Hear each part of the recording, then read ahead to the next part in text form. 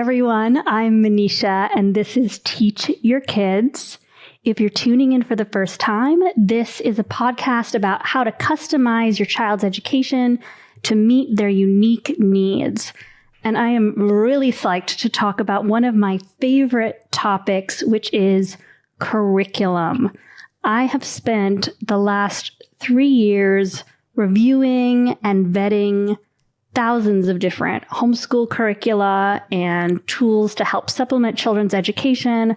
I've talked to hundreds of families. Some of you might not be aware, during the pandemic, I actually started a nonprofit called schoolclosures.org.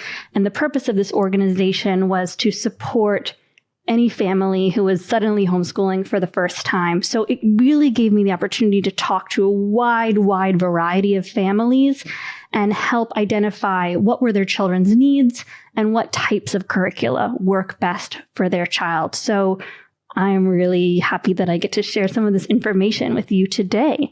So the first thing that I think is really critical when you are looking at homeschooling curricula is to choose a main curricula and a math supplement. And there's a lot of really great full curriculum available. And when I say full curriculum, that means curriculum that covers all the subjects. You can kind of feel confident that your child is going to be learning what they would at school in English language arts, history, science, you name it. So that's, all of your subjects. But then, math is a very tricky subject to teach. I'm sure that some of you have experienced that your child really dislikes math, or conversely, that they're very bored at math in school and they are ready for more challenging, more exciting math. And it's just different than other subjects. For example, with math, it's really important that you layer on subjects in a particular sequence so that children have the foundation, for example, of addition before they move on to multiplication, etc. Pre-algebra before algebra. And not to say that there aren't really wonderful math concepts you can explore, not in that particular order, but mastery-based curriculum tends to be more effective for those foundational subjects that you need in order to be able to problem solve in math. So math is very tricky to design, and a lot of the research that I've done in homeschool curriculum has involved just reviewing thousands and thousands of comments from parents in homeschooling curriculum groups, seeing especially what teachers had to say about certain curricula, whether there were errors, whether children were learning well, etc. And one common pattern I've seen from almost all homeschooling parents is that they really advise you choose a curriculum specifically designed for math in addition to your full curriculum, because it's hard to design math well, and it's good if the people who are designing the math curriculum are fixated on that one area. Fixated is a strong word, but if you've met any kind of curriculum developer or app developer, you will understand what I mean by that intense level of focus to really get it right for the children. So what are we looking for when we're looking for homeschooling curriculum? Well, first of all, I think it's really important to find curriculum that's fun. And what's so exciting is that there are just so many options available now. I mean, we have great physical curriculum, but we also have all of these amazing digital learning apps that people are working on. And, we have Khan Academy kind of launched the whole idea of learning apps, but we also have Google and YouTube and just tons of different literacy and math apps that people are building for children. So there are just so many tools that have been specifically designed to support parents teaching their children at home. And, and some of them are just more fun than others. And what we know is when children are loving learning, they're just much more motivated to learn. I mean, I think that you and I are the same. I mean, if you need to learn a new skill for work, like financial modeling, you would probably want to go to a teacher who's more engaging. Or perhaps you're somebody who learns best by doing apps. Maybe you'd want to find a really fun app that taught you how to build a financial model. I'm not even sure if something like that exists. And the same is true with children. So we're really looking for fun. And then, of course, we want the curriculum to be well designed. And so especially when it comes to math and English language arts, I do really look for curriculum that's mastery based. So rather than having a ton of quizzes or tests, the curriculum is designed in such a way that children have mastered the material before they move on to the next level. And a lot of the digital learning apps do that for us. They just give children more and more problems until they're ready, and then they can move on to the next. But that is also built into other curricula where children can do more and more exercises at a certain level until they're ready to move on. So mastery-based curriculum and some sort of scaffolding so that you're laying a foundation to move on to the next topic. So when I look at curriculum, I'm looking for tools that are fun to use. That's just really vital because you don't want to have a battle over learning. And then the next thing we're looking for is that it's mastery-based, or some subjects don't necessarily need to be as mastery-based. Science or history, literature can be a little bit more exploratory, but still, if you're learning to read, you're going to want to start with somewhat easier and move on to hard. So looking at those two components, so very fun, mastery-based, some scaffolding. And then another important aspect, what I look for when I'm vetting curriculum is simply accuracy. And it's really kind of shocking. All of the curriculum I recommend, I've had my students test. So I spent 2 years in the pandemic teaching children ages pre-K through 12th grade and trying out different curricula with them, seeing if they got engaged or not. And we just found tons of errors in a lot of the curriculum. So that's something to keep in mind. If you have a math curriculum, you want to make sure that there aren't errors in the math problems or things aren't being taught wrong. And I will say, I come from a perspective of scientific understanding.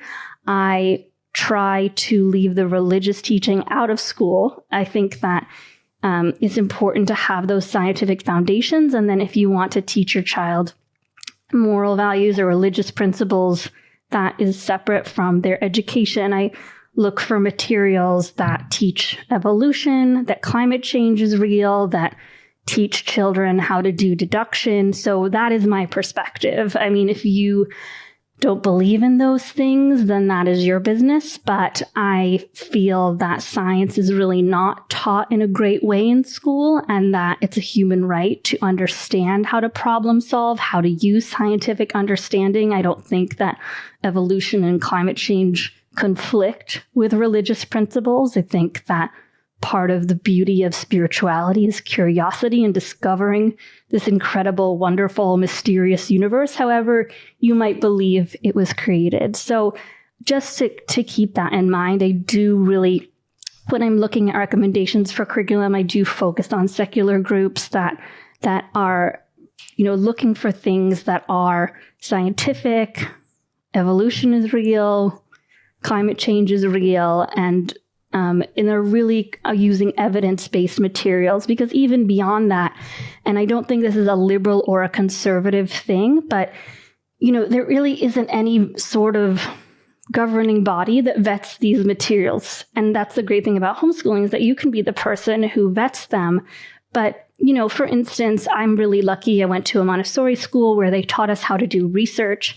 And one principle of research is that when someone says a fact, you look at what was the source of the fact, what was the study, how was it conducted, what were the assumptions, did they test all of their assumptions, who funded that resource, who funded that research.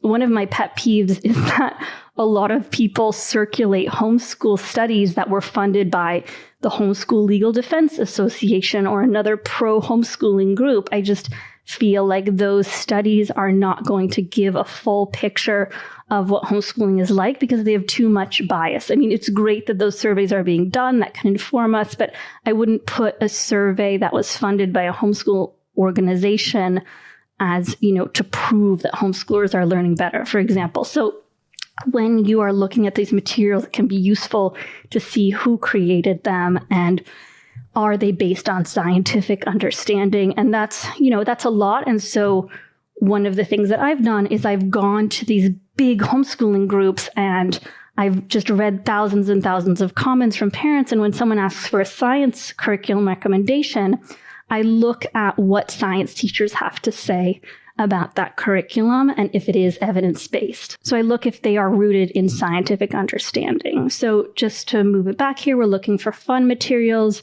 that are accurate, that are rooted in scientific understanding. And the other thing that I look for is that the materials have an inclusive view of history and literature.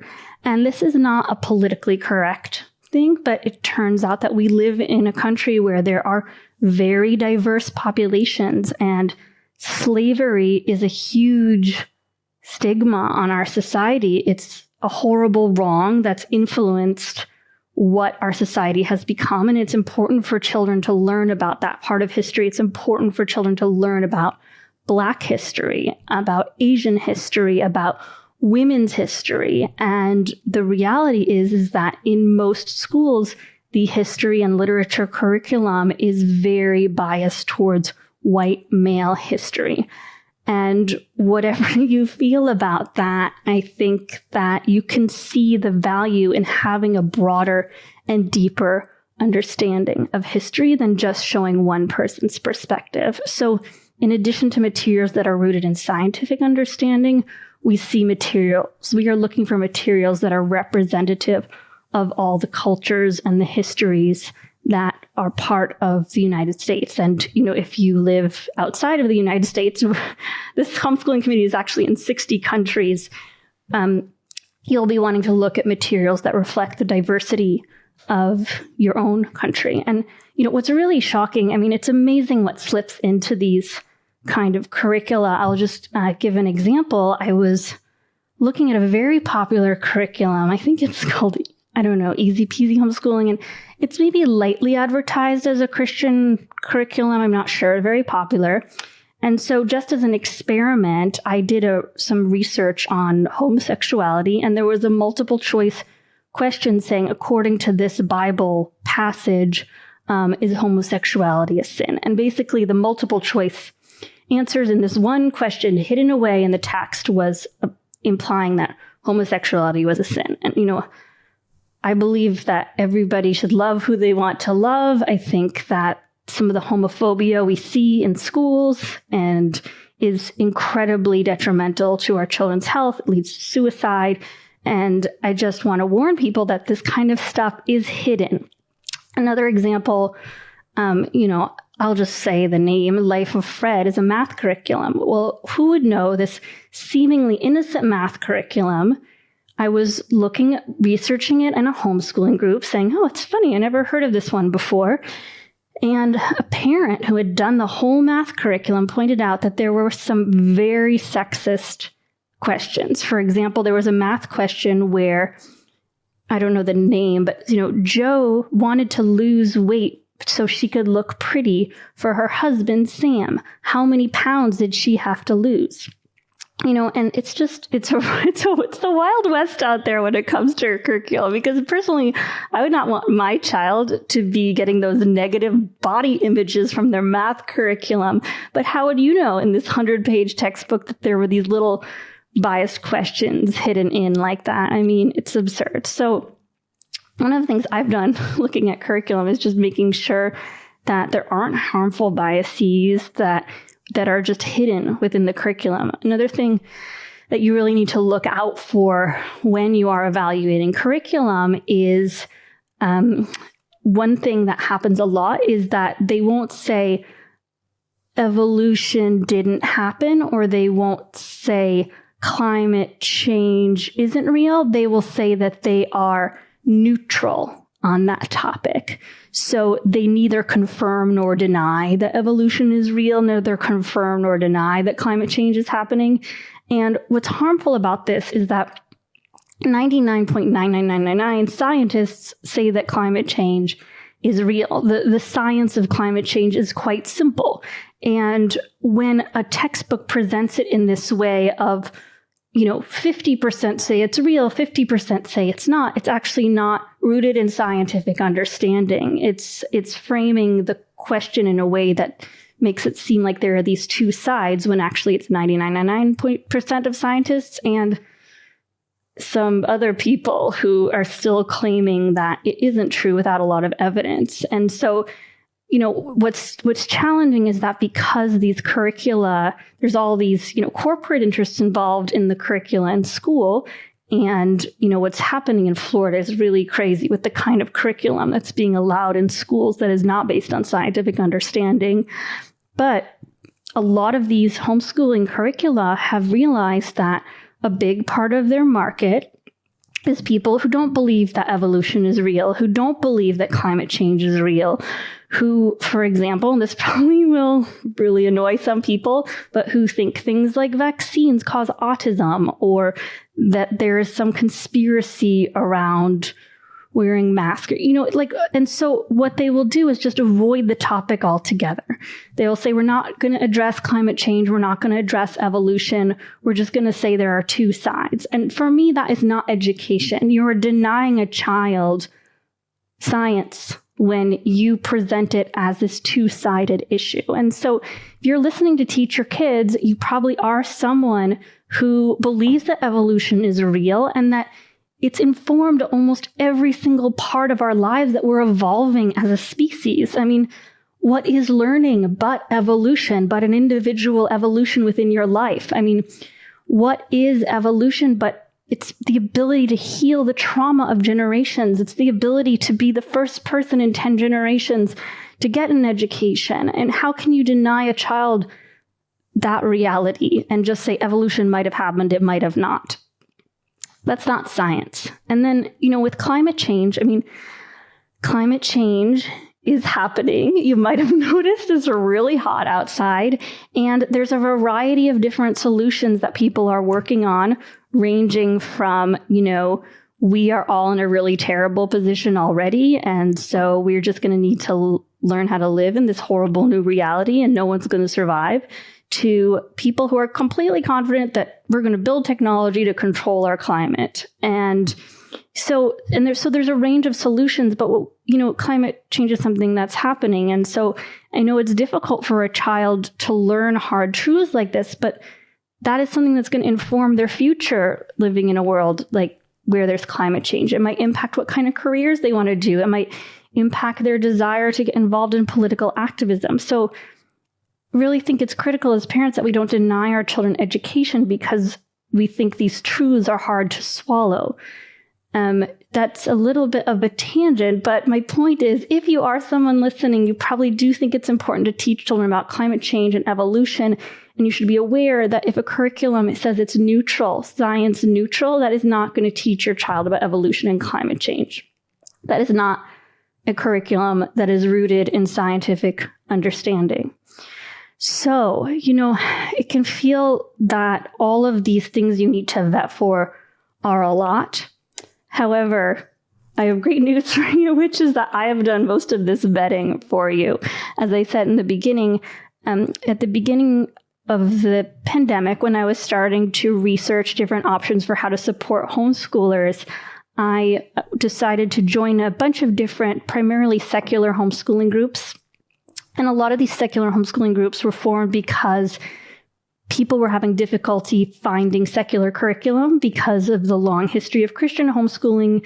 There just aren't a lot of options. And then the second reason is because people wanted to connect with each other who weren't necessarily going to a church or a mosque per se. So there are these really large groups, and I interviewed Blair Lee, who's the head of C Homeschoolers, on this podcast, and that group has nearly 100,000 members. Many, many, many of them are teachers, and these teachers have decided to homeschool their children because they're not happy with what they're learning in school and think they could do it better themselves. There's also people in that group who have PhDs in science and math and are, actually world famous scientists, a lot of tech entrepreneurs. So there's just tons of people who have tried every single curricula out there themselves and gone through it with a fine-tooth comb to see, is it mastery-based? Is it rooted in scientific understanding? Does it have good pedagogy? Does it say climate change is real? Are there any religious references whatsoever? Is it fun and engaging for my child? And so literally, I've just poured through tens of thousands of these comments in C homeschoolers, in other homeschooling groups, and identified which curricula meet these criteria. Is it rooted in scientific understanding? Is it anti-racist and inclusive? Is it saying that climate change is real, that evolution is real? Is it mastery-based? And so from all of the gazillion options out there, I've narrowed it down into about 300 different curricula that meet these standards.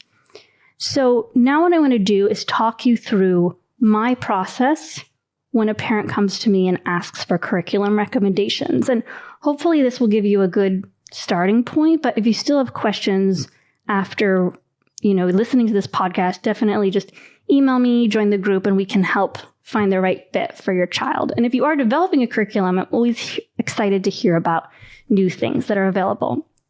So in addition to these core standards that I have outlined, fun and engaging, scientific understanding, mastery-based, sound pedagogy, what I have tried to do is identify which curricula works best for which type of child. And through my process of talking to hundreds of parents, I've actually developed 200 different archetypes of children, and I developed a curriculum planner. You can use it on our website. We'll post it in the show notes. It's a free curriculum planner. Will always be free. And what I do is I ask parents a series of questions. The first question I ask is, how old is your child? This is an obvious question. And, different curricula are built for different ages. Clearly, there's some variation here. Some children learn to read really early. Kids are gifted in math, or maybe they take a little more time, but knowing the age is helpful. The second question I ask is, does a child know how to read? And if your child doesn't know how to read and write, this is something that has to happen in order for them to explore different curricula. So this shows me that I need to help the parent find a literacy curriculum. And different literacy curriculums work better at different stages of reading. So if a child doesn't know how to read at all, they'll get one recommendation, versus if they already have a little bit of understanding, they might get another recommendation. So the third thing I ask is if a child has any diagnosed learning disabilities or learning differences, however you choose to think about these. I feel like learning differences are a useful framework, but in no way do they encapsulate the entire child. So because I have worked with so many different children with different learning profiles, I've started to understand what types of curricula work better for certain children who have different strengths and challenges, which might be labeled as a learning disability. And it's not the whole story, because even within the autism spectrum, there are just so many different kinds of children who are autistic. This manifests in so many different ways. Within the gifted spectrum, we had Megan Canella on the show, and she just talked about the one thing you know about every gifted child is that they're gifted in a different way. And also, many of the times, if a child has one learning disability, they might have another, such as autism and dyslexia, or they might be gifted and have sensory processing disorder. Children will have 3 or 4 learning disabilities. So if this is the case with your child, fear not. And in terms of cognitive diversity, I do find that in general, there are certain learning disabilities that dominate, such as dyslexia or autism, and those are the ones that I try to solve for first. So I've kind of factored this into my archetypes. And the next question I ask, which is one of my favorite questions to ask, is what kind of activities does your child most enjoy? And this is a really fun one. Sometimes parents say, well, it's really hard. They love doing all kinds of things. How could I possibly decide? And what I like to say is, okay, when your child is fresh, they're in a good mood, they're well nourished, maybe they've had a nap, they're at their prime time of day. And when I think of prime time of day, this is also generally the typical time of day I recommend doing homeschooling with the child. We will get into it in a little bit, but generally homeschooling with especially math and English language arts or math and a full curriculum, it doesn't need to take more than 2 hours a day. And for a younger child, it can even take 1 hour a day. This one-on-one time is so powerful. So the point of saying that is, think about, the time of day that you would probably be doing that homeschooling. Maybe your child is really fresh when they first get up in the morning and it's 9 a.m., they finished their meal, or maybe you have a child who loves to study at night, who knows? Or maybe it might be more related to your schedule. Perhaps you have a full-time job and you're looking to do this homeschooling time after work. Whenever you feel like is your child's prime time. I know that my prime time is kind of 8 to 11. I just love getting up and writing at that time. It feels so good. My mind is so fresh, and I just try to save that time for my most important creative work. So what is your child's favorite activity? So a good way to think about this is in that prime time of day, if you said, hey, do whatever you want right now, what would your child choose? And it could be a huge range. I mean, some parents will sheepishly say, oh my gosh, if I just let them do what they want, they would just play video games all day. And then I'm super excited because I know so many curricula that are like video games. Or they might say, oh my gosh, all my child wants to do is play outside. If they have the chance, they just want to go to the park and run around. And that's such great information because maybe we'll choose a nature-based curriculum, or maybe they're going to say, my kid just loves building. They just want to play with Legos all the time. Also great information because there's a certain type of child who is just a builder. And there are really great curricula, for example, Right Start Math, where you're using manipulatives. And that kind of child is going to absorb information so well if they're creating something with their hands. Maybe your child loves drawing. Wonderful. There's some really creative artistic curriculum that we could draw upon. And so I'm looking at this favorite activity and combining it with what I've learned about the learning differences that your child might have expressed or not. And if you don't know if your child has a learning disability, that's fine, because we can get a lot of good information from this question about, if they can do whatever they want, what are they most likely to choose? And so then moving on from that question, there's some basic preferences. How do you feel about screen time? And I just say, trust your gut. My views on this very generic word screen time have changed a lot, especially, when I've met Rachel Thomas and Jeremy Howard. I interviewed both of them on the show. They run the world's largest deep learning course. They've incorporated a lot of online learning with their kids, and we really have found ways to make online learning active and engaged. So not all online learning is alike, and some of it is very different than other online learning screen time. So I would just say, if you feel afraid of screen time, maybe just look into it a little more deeply. But if you really feel that gut sense of, no, this is not right for my child, you just say no screen time. And I just, I'd never push a parent to go with what conflicts with their gut. And when you're thinking about these issues, just try to ask yourself, is this a fear-based decision? Am I afraid of screen time? Or is this something I just really feel in my tummy that this is not a good choice for my child right now? Is this an emotional response? Is this a conditioned response? Or is this my deep inner parent wisdom? And if you've been listening to this show for a while, you know that if there is anything that I learned in my 20 years of teaching over 2,000 children, meeting their families, it's that parents really do know best. You can have confidence that you understand what your child needs. And if what you think they need in that deep, calm, certain part of yourself conflicts with what the specialist is saying, listen to your gut. So the other thing is money. Goodness gracious. So great news here is that there's so much free curricula available, and you should not be limited in any way by your ability to pay.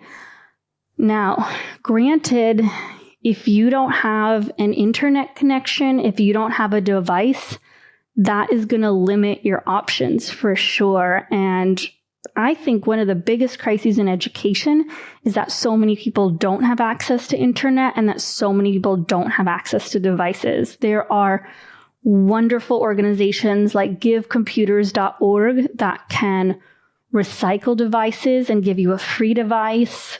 There are a lot of places like that. We will put a link in the chat where you can find an organization like this in your community that donates free devices to under-resourced families. And if this is your situation, you will likely be able to get a device from one of these nonprofits.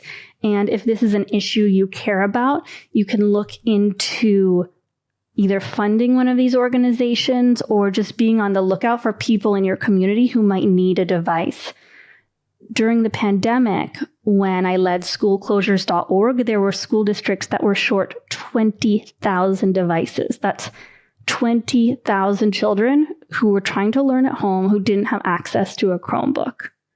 Insane. This needs to be fixed. And then in terms of Wi-Fi, again, there are organizations like Spectrum, especially during the pandemic, that were giving free Wi-Fi. But the problem is if families live in a rural area, they might not even be able to get Wi-Fi. You might have to actually put a whole new cable in to be able to get families access to Wi-Fi. So there are workarounds. I mean, there's definitely places that will mail hard copies of curriculum. There's curricula that you can do offline, even if you have a device. There are local libraries, but it's a big problem. So this is an issue. If you don't have access to internet and you don't have a budget for homeschooling, I will say it is harder, but we at Teach Your Kids can help. So if that is your situation and you're wondering how you're going to make the curriculum piece work, you live in a rural area, you don't have access to Wi-Fi, you don't have a device,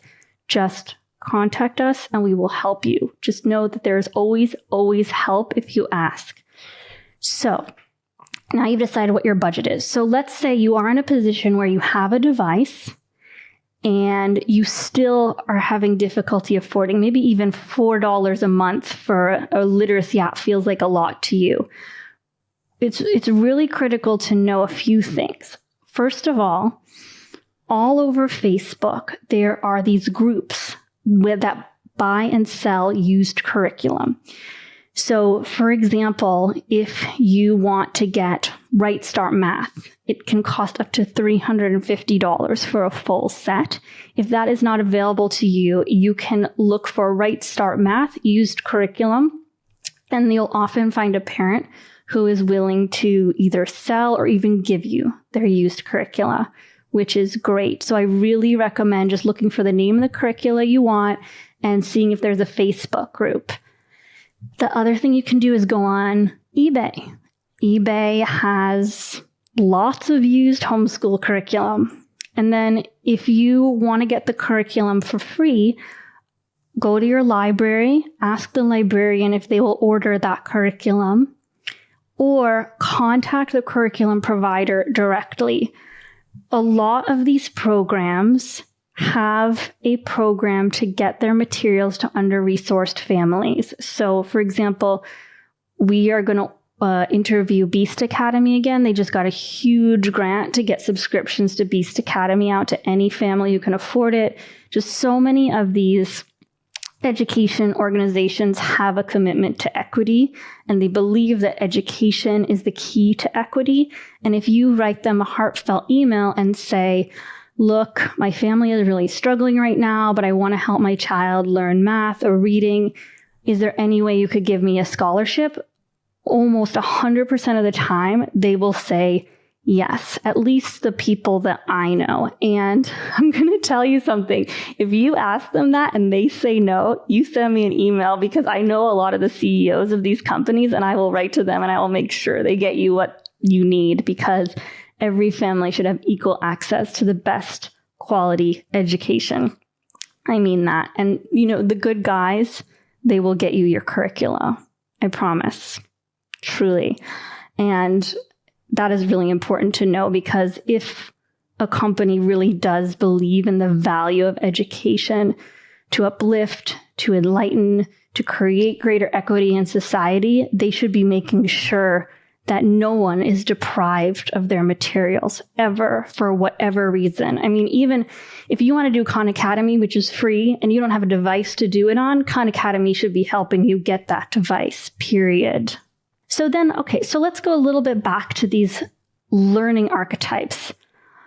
Almost every parent I have ever spoken to, no matter how open-minded, if they hear that their friend is using a curriculum that they like, they will want to use the exact same curriculum. So what's the problem with that? The problem is that children are different. And what's lovely about being able to customize your child's education is you can find the curriculum that meets their needs. And, even with 12 different children, there's not going to be one curriculum that's best for every child. And as they grow, they will grow out of curriculum. So it's almost silly to start homeschooling and not choose something that's great for your child. So just kind of keep that in mind. For example, we had Nir Ayal on the show, and his daughter is just brilliant. Nir likes to use Beast Academy, but not every child is going to do well with Beast Academy. It's a certain type of child that thrives with that curriculum. For example, even within Beast Academy, I have noticed that there are a lot of children on the spectrum who didn't like math, who really liked the online version of Beast Academy. However, there were other children in the curriculum who just really can't handle being in front of a screen like that. They get anxious, they get upset. And for them, a curriculum like wild math and wild reading, where they're out in nature, is just so healthy for them. I said before, I recommend a full curriculum and a math supplement. But another route is to do a math program and an English language arts program, and then just follow your child's interests for the rest, because math and literacy are the building blocks, and children, once they have those tools of understanding math and literacy, there's a lot more that they can do. So that's most of my recommendations on curriculum is just make sure that you find something that's rooted in scientific understanding, that is inclusive, that is evidence-based, that is fun. And just play around with your child's interests, try different things out, see what works. There's really not a rush necessarily. And another thing that you can do if you want is to find a tool to assess your child's progress. I like the MAP Growths Test. Homeschool Boss administers it. And MobiBax can also be a great tool. It measures your child's progress as you go. And, curriculum is really the funnest part of homeschooling, because you go from a situation where your child isn't really having fun in school, isn't really learning, to making learning their special treat. And one of the tools that I like a lot is Prodigy Game, and it's an adaptive learning app. So children just start solving math problems, and then they get to play these fun little battles. And I've had several children of all ages who just thought they were terrible at math. And then when they started playing Prodigy and they weren't competing with other kids, just with themselves, they almost immediately started feeling like they were good at math, and that math was something fun, not something that was a chore. And so really, if there's any kind of unpleasantness when it comes to learning, that is something that can be changed by choosing a different curriculum. I've written a lot more about this topic of curriculum, but I think that it's not something that should make you feel too overwhelmed. You can always go on different Facebook groups and talk about your child. Say, hey, I have a 9-year-old with ADHD. He really dislikes reading. We think he might have dysgraphia, but he just is obsessed with Pokemon. And you'll be really shocked. You'll see someone else will say, oh, my child is 12 now, but when he was a 9-year-old boy, he also had ADHD and dysgraphia and loved Pokemon. And we found this curriculum for him that was so fantastic. So that can be a really fun way to identify what tools might work for your child. And The other aspect of this is just try the curriculum planner I made. Honestly, it works so well. It's been a really helpful tool for families. Find a math curriculum, an English language arts, or full curriculum. Get started with those slowly, and then you can layer on and start finding other curricula that are interesting for you, whether that's music or dance or any other subject that your child has shown an interest in. I definitely recommend leaving large blocks of time for self-directed learning, where you either take your child to the library or on a field trip, or whatever their interest is, and also expose them to new interests, and they can go quite far in that approach. So scheduling is not really an issue we go into in this episode. I'll just say that most of the families I've worked with set aside an hour for math, an hour for English language arts when their child is really fresh, and then start layering in other subjects, play dates. And you'll just be astonished at how far your child can go with that one-on-one time. So one more thing to say as we wrap up is that I know that a lot of you might be afraid of teaching math because you don't think that you are good at math yourself. I have some good news for you. So first of all, the best kind of homeschooling happens when you're learning with your child as opposed to trying to teach them something. And so in some ways, not being good at math yourself is a bit of an advantage because you can struggle, learn, and your child can watch you struggle and learn. And that way they'll start to develop learning techniques and they'll be inspired by seeing you push through difficulty.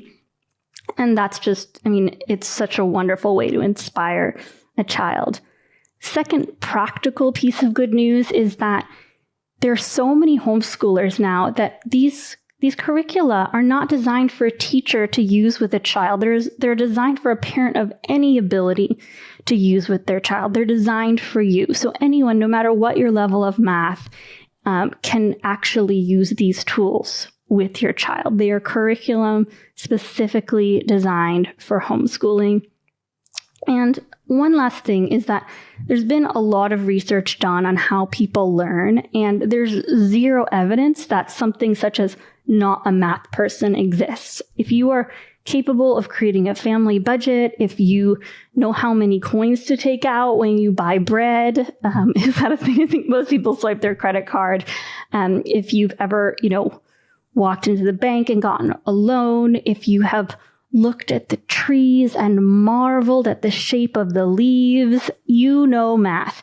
And we are capable of learning new skills at any age. The brain is highly plastic. So just because you didn't learn math well in school, just because your school math experience was traumatic for you, that doesn't mean you're not a math person.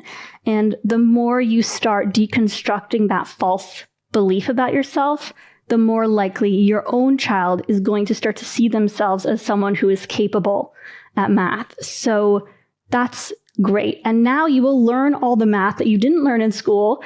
And your child, if you didn't learn it at school, your child is probably not going to learn it at school. So now is the great opportunity for you both to learn math, which is such a fun and exciting subject and so useful to us all.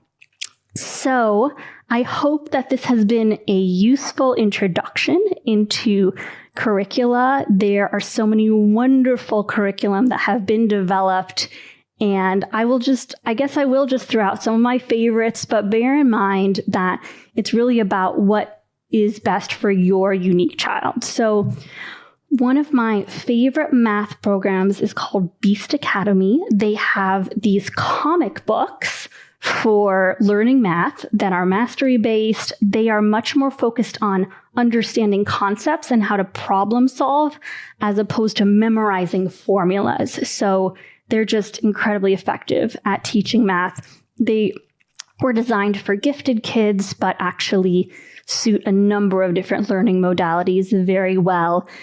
Because they are designed for gifted kids, they generally recommend, start a level or two lower than what you might be doing in a typical school. If you've left a typical school environment, and then find that right level of challenge. We really want to keep kids where they are feeling like they're challenged, but not overwhelmed. Like they can't do anything. That's the zone of proximal development. So Beast Academy has these great comic books. So if your child loves comic books, they're probably going to love Beast Academy books. And then they also have an adaptive learning app, which is so cool because the app has videos and also has problems. And if a child gets a problem wrong, they give them a new problem. So the app is actually measuring their progress as they go and making sure that they progress at the right rate. And I have seen so many children who are gifted, especially children who are on the spectrum, just absolutely love Beast Academy and get so into it. It's such a fun tool, and you can engage with your child. You don't have to just put them in front of the screen and have them start learning Beast Academy. You can go along with them. So those are really great. And one thing I do want to say is that some kids love the Beast Academy books and some love the online version, and some kids love the online version and can't stand the books, and totally vice versa. Great example of those different kinds of learners. Another curriculum that I love is Wild Math and Wild Learning. It's developed by a friend of mine. I actually became friends with her after discovering the curriculum. There's a data point, and it's just this amazing nature-based curriculum. She was a special needs teacher. Her child had dyslexia. They weren't learning reading in school.